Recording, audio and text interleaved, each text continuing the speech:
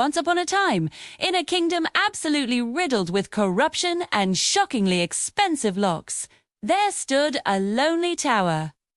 At the top lived a woman known to all as Lady Locks.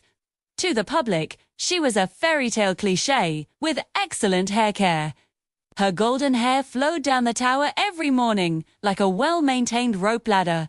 Villagers would point and whisper, "There she is, the Tower Lady." So mysterious, so conditioned. Every now and then, a prince would ride up and shout, "Lady Locks, let down your hair." She would sigh, roll her eyes, and mutter, "Ugh," again. But down came the hair. The case. Branding is important. Once the prince was in the window, she would ask the prince to help pull up her hair and shut the window. Thin. Lady Lux dropped the act entirely. The prince would get a sleeping dart in the butt right as he finished shutting the window. Then she would retreat into the tower, taking off the wig. Yes, a wig. It was all for show. She didn't need 50 meters of golden locks in her way. Those weren't the kind of locks she cared about. She wore her real hair short and out of the way. The color. Well, the color varied from time to time when she could get the right dyes. The wig was carefully stored, the cloak went on, and the tower believed to be locked by dark magic was revealed to be secured by 12 different locks, all of which she had personally installed, just for fun. Lady Locks wasn't imprisoned. She was headquartered. She was running the most elite thieves guild the kingdom had ever known. Beneath the tower was the secret meeting hall of the guild. They didn't steal from peasants. They didn't rob honest folk. No, they had rules. Only the corrupt, only the cruel, only the locks that deserved it.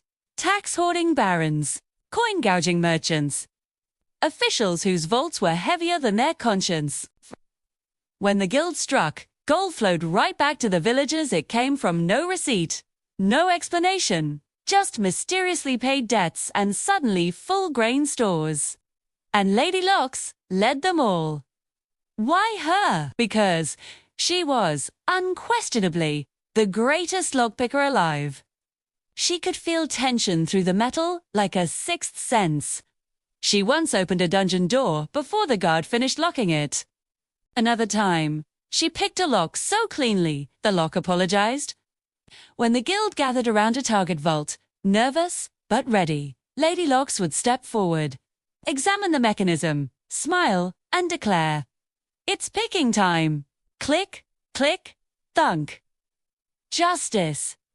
The nobles panicked. Their locks grew more elaborate. Triple wards. False pins. Magical alarms. It didn't matter.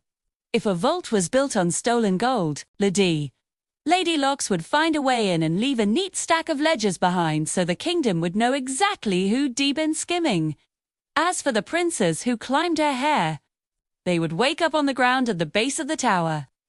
Placed there after dark fell and no one could see the guild members deposit their limp bodies. There was a note pinned to their chest. "Stry, spending your time helping those less fortunate than you." Some say Lady Locks still lives in the tower, hair shining in the sun, smiling down at the world.